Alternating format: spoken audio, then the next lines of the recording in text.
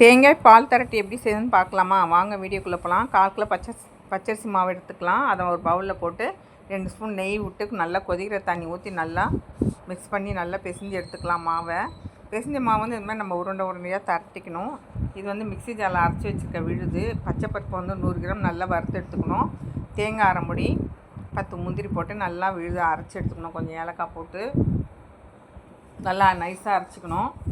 இது பாருங்கள், இந்த அளவு நம்ம பிசைஞ்சு வச்ச மாவு எடுத்து நம்ம கையில் நெய் தடவிக்கிட்டு இந்த மாதிரி குட்டி குட்டியாக நல்லா உருட்டி எடுத்துக்கலாம். நீட்டாகவும் உருட்டிக்கலாம், குண்டு குண்டாக உருட்டிக்கலாம். தண்ணி ஒரு பக்கம் நல்லா கனமான பாத்திரத்தில் ஊற்றிக்கலாம். திட்டமாக ஊற்றிட்டு நம்ம வந்து இந்த மாதிரி நம்ம உருட்டி வச்சதெல்லாம் நல்லா போட்டு எடுத்துக்கணும். வேக வச்சோன்னா அந்த மாதிரி மேலே எடுத்துக்கணும். அதே தண்ணியில் வெள்ளம் நல்லா கொதிக்க வச்சு வெடிக்கட்டி வச்சுருக்கோம். அதே இடத்துல நம்ம ஊற்றிக்கலாம்.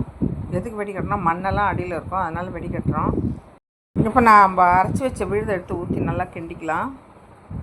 நல்லா தீயாமல் நம்ம கலரிகிட்டே இருக்கணும்.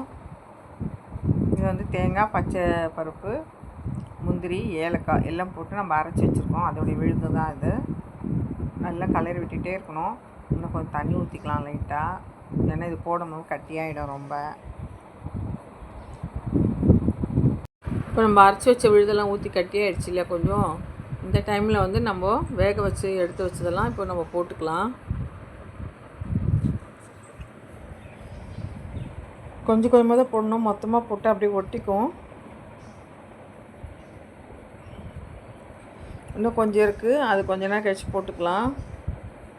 கொஞ்சம் வெந்து எல்லாம் மேலே வரும்.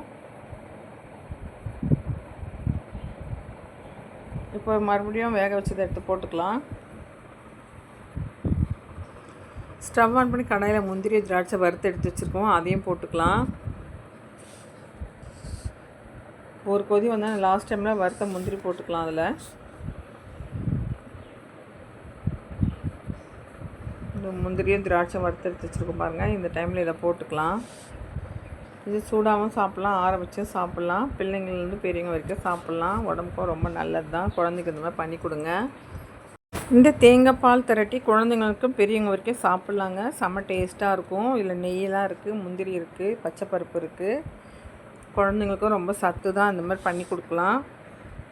இந்த வீடியோ உங்களுக்கு பிடிச்சிருந்தா லைக் பண்ணுங்கள், சப்ஸ்கிரைப் பண்ணுங்கள், கமெண்ட் பண்ணுங்கள், ஷேர் பண்ணுங்கள். தேங்க்யூ ஃப்ரெண்ட்ஸ், பாய்.